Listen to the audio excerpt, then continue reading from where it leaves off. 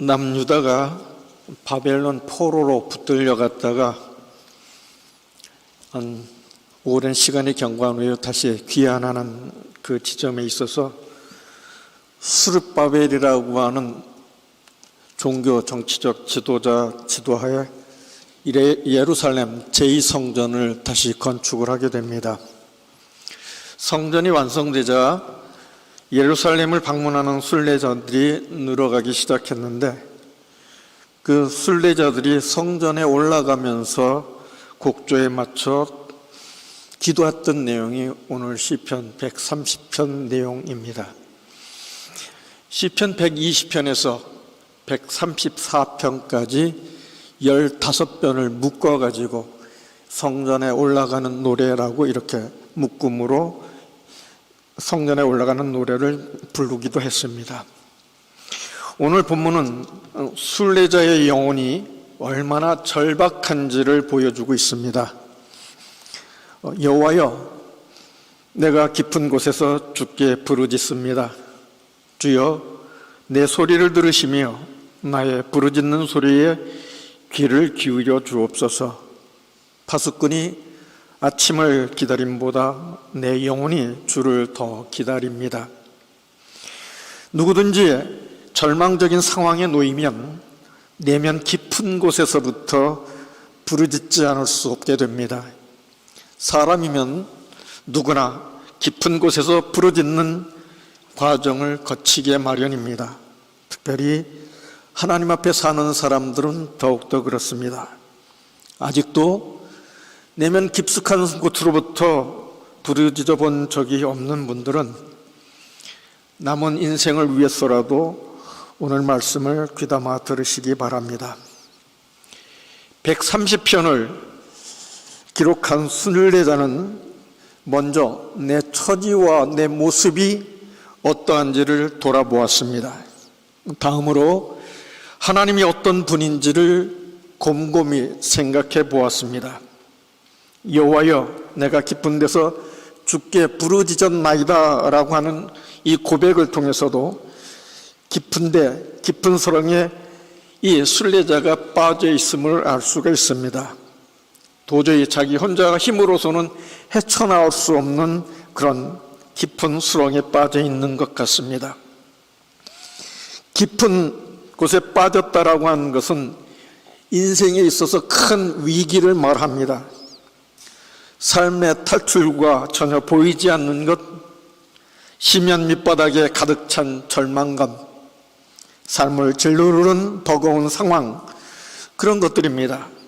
사람들은 흔히 중병에 걸리든지 직장에서 실패하거나 가정에 심한 갈등이 있을 경우에 깊은 고통을 경험하게 됩니다. 사람들과의 관계에서도 열등감이나 소외감, 그런 것에 깊이 빠져서 좌절과 절망을 경험하기도 합니다. 오늘 이 순례자이 집으로부터 멀리 떨어져 있는 예루살렘에 있는 성전으로 예배를 드리러 왔습니다. 순례자는 외견상 아무 문제가 없어 보입니다. 직장, 먹고 사는 문제, 아마 가정도 화목했을 것이고 건강에도 아무런 문제가 없었을 것입니다. 겉으로 보았을 때는 이 사람은 나름대로 성공한 삶을 살았다라고 그렇게 인정해 볼 법도 합니다. 그러나 이 순례자가 하나님 앞에 나오면서 자기의 살아온 인생의 그 뒤서부터 지금까지를 돌이켜보니까 자기가 깊은 수렁에 빠져 있는 것을 알게 되었습니다. 남들이 보기에는 성공한 인생을 살았고 내면은 성공한 인생을 살았던 것 같이 보이는데 내면에는 공허함과 허탈감이 가득했습니다. 깊은 좌절과 번민이 있었습니다. 깊은 수렁에서 스스로 도저히 헤어나올 수 없는 상황에 처했습니다. 우리 영혼을 꿰뚫어 보시는 하나님 앞에서는 그 어느 누구도 어둡고 혼란스러운 인간 실존을 버텨낼 수가 없습니다. 하나님 앞에 가까이 갈수록 자신의 깊은 곳에 있는 부끄러움, 혼란스러움, 죄성이 더욱 분명하게 드러나기 때문에 그렇습니다. 거꾸로 어둠과 혼란을 느끼지 못하는 사람은 하나님 앞에 서 있지 않기 때문에 그렇습니다. 거울 앞에 서지 않으면 자기 얼굴에 묻은 얼룩을 볼 수 없는 것과 마찬가지입니다. 성도 여러분, 우리 신앙생활이 겉으로는 아무런 문제가 없고 성공한 인생을 살아가는 것 같습니다. 그러나 내면적으로는 깊은 수렁에 빠져서 고통을 겪고 있는 분들이 계십니다. 마음 한가운데 말할 수 없는 두려움과 불안, 우울함, 나태하고 무기력함을 느낄 때가 있습니다. 때로는 공허한 것을 감추기 위해서 사람들 앞에서 쓰잘데기 없는 허세를 부리기도 합니다. 가까운 사람이나 가족들에게 괜히 화를 내고 분을 터뜨리는 때도 있습니다. 순례자는 하나님 앞에서 인생을 되돌아보니까 자기가 깊은 수렁에 빠져 있음을 알게 됩니다. 그리고 이 깊은 수렁에 빠진 원인이 무엇일까 차근차근 점검해 보았습니다. 그러자 그 원인이 바로 자신이 죄악에서부터 왔다는 것을 깨닫게 됩니다. 자기의 죄로 인해서 자기 삶이 이렇게 깊은 수렁에 빠지게 된 것입니다. 자기 삶을 돌아보니까 하나님을 멀리하고 자신이 인생의 주인으로 살고 있는 것을 깨달았습니다. 여러분, 죄 가운데 가장 원초적인 죄는 교만입니다. 하나님의 형상대로 창조된 인간이 주인이신 하나님께 순종하지 않는 것이 교만입니다. 교만은 자기가 스스로 주인이 되어서 자기 생각, 자기 판단, 자기 계획대로 자기 이익을 따라 사는 것입니다. 하나님 뜻에 불순종하니까 여러 가지 죄악을 열매 맺을 수밖에 없습니다. 하나님의 말씀을 원칙으로 삼지 않고 자신을 인생의 기준으로 삼은 결과가 그렇습니다. 나름 양심적으로 산다고 하지만 불완전한 양심은 상황이나 환경에 따라 자기 이익에만 충실하게 되어 있습니다. 케르케가르 죽음에 이르는 병을 절망이라고 본 사람이 있습니다. 그 절망의 원인을 죄로 보았습니다. 지옥에 문패가 있다면 그 문패의 이름은 절망이라는 단어일 것이라고 말했습니다. 죄를 단순히 도덕적인 법적으로 잘못됐다고 판단되어지는 것, 그것이 전부 죄의 실체라고 보면 안 됩니다. 성경이 말하는 죄는 그런 것과는 그 질이 다릅니다. 질이 다르다라고 하는 데 있어 그 질은 죄가 우리의 생명을 파괴하는 근원적인 힘이 되기 때문에 그렇습니다. 우리는 그 죄의 힘을 극복할 능력이 없어서 부르짖을 뿐입니다. 순례자가 부르짖는 이유는 무엇일까요? 죄를 지어 하나님이 두려워서인가요? 아마 반쯤 맞는 것 같습니다. 부르짖는 근본적인 이유는 죄의 힘을 극복할 능력이 자신에게 없기 때문입니다. 인간으로서는 해결할 수 없는 영역이기 때문에 그렇습니다. 어떤 방법으로도 그 상황을 헤쳐나갈 수 없기 때문에 부르짖을 수밖에 없습니다. 왜냐하면 세상에 일어나는 모든 것들은 죄로부터 기인하는 것들이 대부분이기 때문에 그렇습니다. 순례자는 내면적 부끄러움과 혼란스러움, 죄성이 있었음에도 외견상 아무 문제가 없어 보이는 사람이었습니다. 직장이든지 먹고 사는 문제, 가정, 건강에도 아무런 문제가 없었습니다. 겉으로 봤을 때 그 사람은 나름대로 괜찮은 인생을 살고 있었습니다. 그렇다면 우리가 깊은 곳에서 일어나는 일을 무시해버리고 외견상 아무런 문제가 없다면 평안하고 달콤하게 인생을 살아갈 수 있을까요? 우리는 그렇지 않다는 것을 잘 압니다. 겉으로 고상하고 우아해 보인다 할지라도 하나님 없는 사람은 생명에서 떠나 있고 죽을 지경에 이르러 있기 때문에 그렇습니다. 하나님을 모르는 사람은 멋있는 껍데기로 잘 포장하여 내면의 죄성을 희석시키려고 합니다. 마귀 세력에 의해 세뇌되고 마취되어 생명세계에 대해 감각, 신경세포가 무뎌져 있습니다. 부의 축적, 세상에서 말하는 성공, 명예, 인생의 재미로 내면 깊은 곳에 고통을 대신할 수 있다고 생각할 수도 있습니다. 죄악의 고통을 느끼지 못합니다. 하나님을 만난 사람은 내면 깊은 곳의 고통, 죄악에서 살려달라고 부르짖을 수밖에 없습니다. 오늘 순례자는 깊은 곳에서 내 영혼이 부르짖는다라고 고백하고 있습니다. 깊은 곳의 실체는 오늘 읽었던 본문 3절에 나오는 죄악입니다. 주께서 죄악을 지켜보실진데 주여 누가 서리이까? 이게 어떤 상황인지를 우리는 일상생활에서 얼마든지 확인할 수 있습니다. 법원에서 반사회적인 행동을 한 피의자에게 10년형의 징역형을 선고했습니다. 맞습니다. 법으로 그렇게 형을 받아야 되면 형을 받는 것입니다. 법 질서를 세워야 세상의 질서를 잡을 수 있을 겁니다. 그런데 말입니다. 그런 방식으로 세상의 문제는 본질적으로 해결되지 않습니다.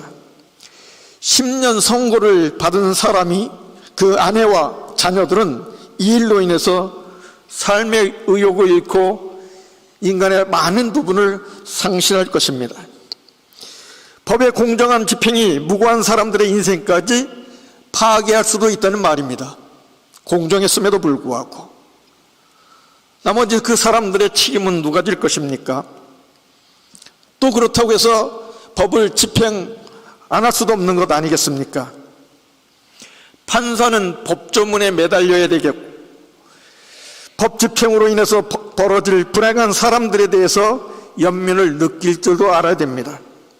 더 나아가서 본문에 나오는 순례자처럼 자기가 처한 인간 실존의 깊은 곳에 부조리와 부조화가 존재한다는 것을 알아야 됩니다.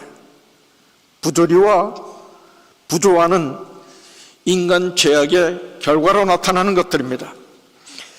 종교적인 사람들도 어떤 부분에서는 세속적입니다. 인격 전체가 불안하고 혼란스럽고 이중적이고 위선적일 때가 있습니다. 복음서에 자주 등장하는 바리새인들을 보십시오. 다른 사람들보다 종교적이고 도덕적이고 양심적이었으나 또 그 내면의 위선과 교만에서 벗어날 수 없었습니다. 자기의 그런 실존을 성찰할 줄 아는 바리새인은 그것을 보고 절망합니다. 또 그런데 다른 길이 없어서 또 율법에 매달려서라도 살아보려고 하였지만 생명과 진리의 완성과는 거리가 점점 멀어져만 갑니다. 순례자가 깊은 곳이라고 말한 그 차원 안으로 우리가 깊이 들어가면 들어갈수록 어둠과 혼돈은 더욱 짙어집니다. 이렇기 때문에 인간은 부르짖을 수밖에 없는 존재입니다. 어떤 분들은 잘못된 것, 죄, 그런 것들을 기계적이고 교리적이고 감상적으로 회개했다라고 해서 그러한 회개를 통해서 깊은 곳 내면에 있었던 그런 잘못된 것으로부터 벗어나려고 합니다. 깊은 곳에 있는 죄가 드러나고 하나님께 회개함으로 용서를 받아 마음의 평화와 기쁨을 얻으면 그만이라고 합니다. 아주 맞는 말입니다. 그런데 거기에 우리의 한계가 있습니다. 우리가 깊은 곳에서 부르짖고 부르짖는 이유는 죄악의 부패성과 그 죄악의 파괴력이 인간을 얼마만큼 비참하게 만들 수 있는가에 대한 성찰입니다. 하나님으로부터 오는 용서와 구원의 내용 안에 인간의 어떤 조건, 방법이 섞일 수 없음을 확인하는 것입니다. 혹여 우리 중에 시면 깊은 밑바닥에 죄악의 고통이 있음에도 불구하고 은혜의 감성팔이, 굳은 목, 화진 맞은 양심이 혹여 작동하여 부르짖음을 방해받는 일이 없기를 바랍니다. 5절 6절을 보겠습니다. 나 곧 내 영혼은 여호와를 기다리며 나는 주의 말씀을 바라는도다.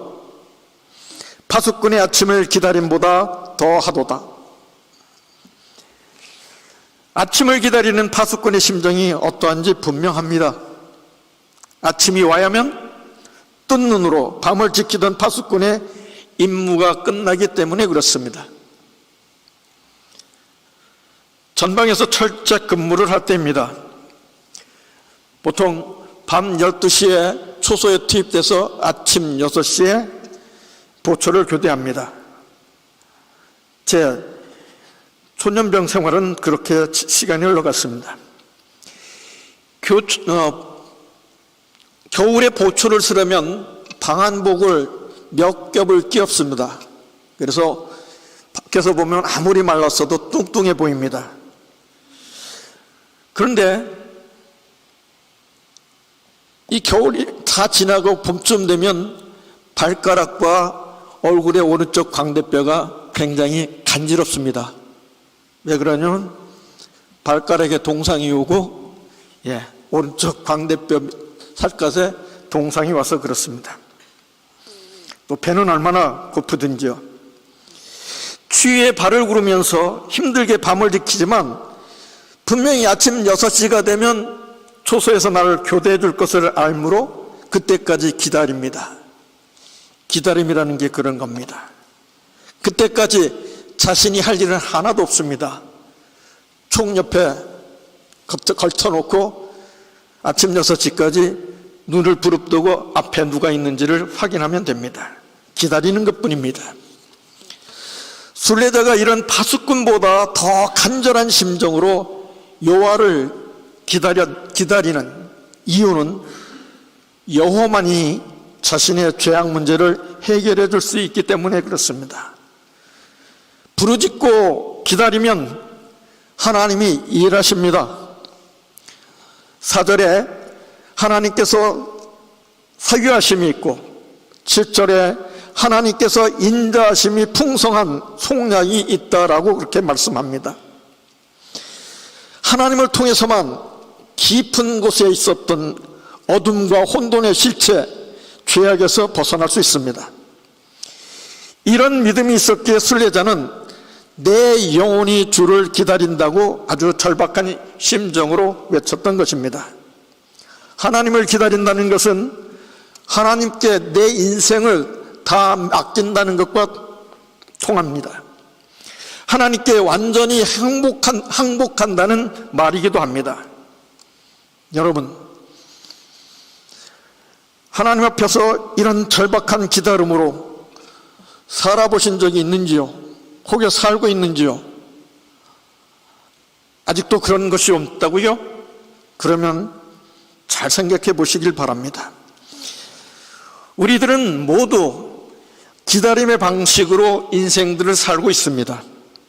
학교 생활을 잘해서 좋은 성적을 받아 좋은 대학에 가서 졸업하고 좋은 직장을 얻어 높은 연봉을 받고 마음에 드는 짝꿍을 만나서 사랑하고 결혼하고 아이를 낳고 재산을 늘려 노후에 안정된 삶을 살아야겠다. 시간을 쪼개어서 그 시간에 맞게끔 이루어질 일들을 기다리며 살고 있습니다. 세상을 사는 보편적인 생각입니다. 이런 기다림은 한편으로 우리에게 활력을 주기도 하나 일방적으로 이런 것에 매달리다 보면 하나님을 기다리는 일에 대해서 무뎌질 수밖에 없습니다. 내 영혼이 주 여호와를 기다린다라고 하는 것은 영혼의 문제를 다루기 때문에 그렇습니다. 하나님을 믿는 사람들의 영적 정체성을 정확하게 표현하는 말씀입니다. 예수 믿는 사람들도 물론 일상에서 일어나는 결혼 날을 기다리고 사업 시작할 날도 기다리곤 합니다. 그런 기다림 분명히 필요할 것입니다. 그러나 하나님을 믿는 사람들은 궁극적인 것을 기다려야 합니다. 궁극적인 기다림은 영혼의 일입니다. 영혼의 깊이에서만 여호와를 기다릴 수 있습니다. 여러분들은 실제로 하나님을 기다리고 있는지를 생각해 보십시오. 시편 88편의 부분을 제가 읽어드리겠습니다. 여호와여, 오직 주께 내가 부르짖었사오니 아침에 나의 기도가 주의 앞에 달하리이다. 여호와여, 어찌하여 나의 영혼을 버리시며 어찌하여 주의 얼굴을 내게 숨기시니이까. 내가 소시부터 곤란을 당하여 죽게 되었사오며 주의 두렵게 하심을 당할 때에 황망하였나이다. 주의 진노가 내게 넘치고 주의 두렵게 하심이 나를 끌었나이다. 이런 일이 물같이 종일 나를 애우며 나를 둘렀나이다. 주께서 나의 사랑하는 자와 친구를 내게서 멀리 떠나게 하시며 나의 아는 자를 흑암에 두셨나이다. 시편 88편을 제가 설교 중에 선택한 것은 끝부분에 나의 모든 상황들에 비극적이고 힘들고 뭔가를 기다리는 것 같은데 이루어지는 않고 원수들은 주변에 있으며 이 일은 풀리지 않는 그 상황 속에 하나님이 무엇인가를 어떻게 해주셨다라고 결론을 맺고 딱 끝나는 게 아니라 마지막 절에 어떻게 돼요? 흑암 중에 있는 것으로 기도 내용이 그냥 끝나고 있습니다. 담임 목회는 그렇게 많이 해보지 않았어도 담임 목회 때 제가 너무 힘들었던 부분 중에 하나는 이겁니다. 그 집사님이 저 정도 기도하고 저 정도 어려움을 겪었으면 이제는 하나님께서 어떻게 저기에서 탈출시켜줬으면 좋겠는데, 해방시켜 주시면 좋겠는데, 저 얼굴에 웃음 한번 피게 했으면 좋겠는데 그게 잘 안 되는 분들이 계십니다.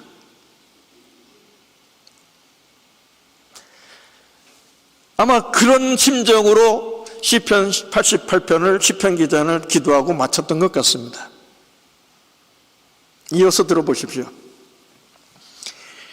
여호와를 기다림이 우리가 생각했던 것보다 더 길고 오랜 시간으로 기다려야 될 때가 있습니다. 이유가 뭔지는 모르겠습니다. 고통, 아픔이 길어질 수도 있다는 얘기입니다. 오늘 예배당 안에 오랜 기다림으로 긴 시간을 통과하고는 계시는 분도 아마 계실 겁니다. 하나님이 왜 나를 이렇게 모질게 대하시는가? 눈물을 삼키는 분들도 혹여 있을지 모르겠습니다. 그렇게 부르짖었는데 기다림이 길어서 마음은 갈기갈기 찢겨 있는데 왜 아직도 응답이 없는가?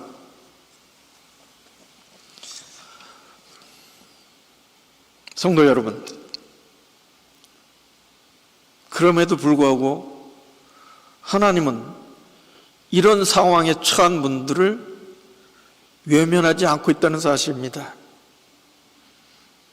지금도 죽지 않을 만큼 놔두고 하나님은 하나님 나름대로 고민하고 있는 부분이 있다는 겁니다. 삼키는 눈물, 찢어진 마음을 하나님이 분명히 아십니다. 나와 여러분이 알지 못하는 하나님의 무슨 일이 있을 겁니다. 하나님의 마음을 다 이해할 수 없는 부분이 우리 인생 과정에는 분명히 있습니다. 그러나 잘 들으십시오. 하나님은 우리를 창조하신 분입니다. 우리의 구원을 위해 자기 아들을 십자가에 못 박게 하신 분입니다. 우리에게 은혜를 주어 어떤 상황 속에서도 그 은혜로 살게 하려고 하나님이 우리 자신보다 더 하나님께서 걱정하시고 염려하시는 분이 하나님이십니다. 성령이 그렇습니다. 보좌 우편에 계셔 우리를 위해 중보하고 계시는 예수 그리스도가 그렇습니다. 조금만 더 기도를 하십시오. 항상 우리가 생각하는 이상의 것을 준비하고 계십니다. 우리가 생각하고 기도하고 마음이 찢기는 그것 이상으로 우리의 문제, 나의 문제를 하나님은 지금 해결하시려고 작정하고 계십니다. 그걸 믿는 것이 믿음입니다. 더디 이루어지는 것 같아도 그것을 믿는 것이 믿음입니다. 그것이 서로 이 땅에서 안 이루어져도 그걸 믿어야 됩니다. 히브리서 기자는 히브리서의 믿음의 용사들을 기록할 적에 이렇게 말씀합니다.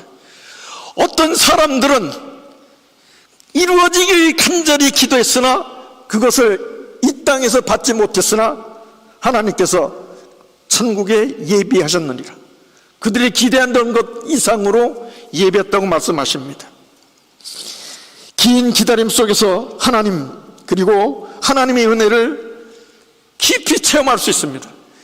이때 체험하는 은혜는 보통 사람들이 체험하는 은혜와는 비교가 안 되는 것입니다.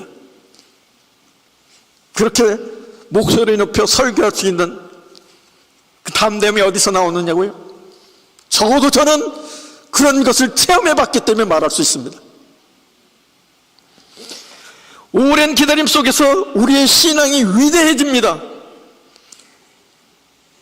자잘한 그 정도의 믿음 갖고 모든 사람이 그냥 벅적벅적하고 사는 교회 안에서 하나님께서 그 사람을 통해 위대한 믿음을 보시고자 하여 그를 길게 기다리게 하실 수 있다는 얘기입니다.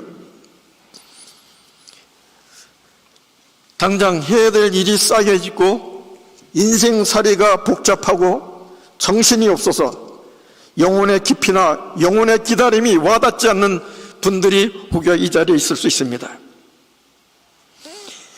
이런 분들을 위해서 억지로 대기할 수는 없습니다. 하나님의 은혜가 임해야 되는 겁니다. 그것을 위해서 우리가 기도할 수는 있습니다.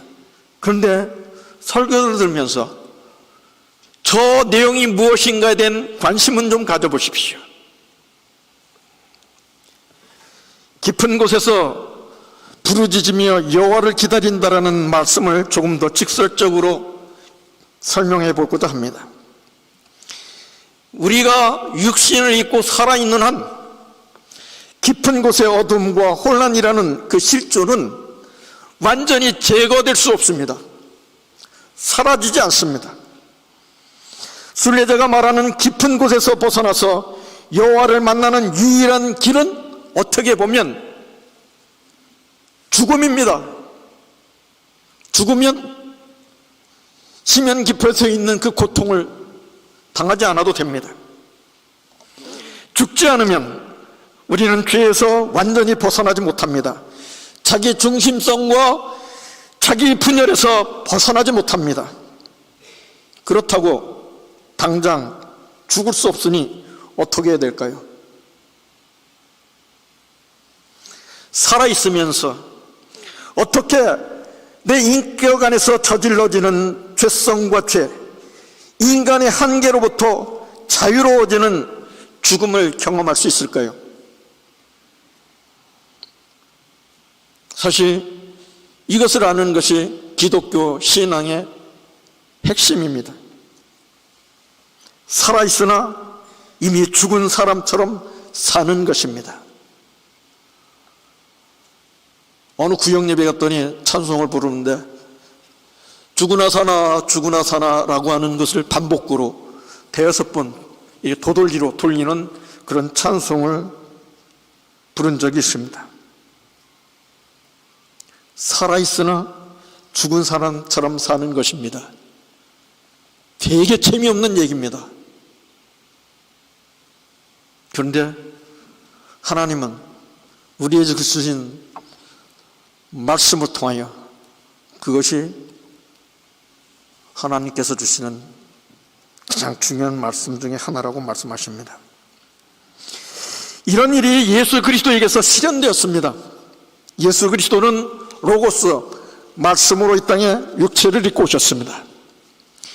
예수님의 십자가, 죽음, 그리고 부활, 생명이 곧 우리의 죽음 경험이면서 생명 경험이 될 수 있다고 사도들은 그렇게 반포합니다.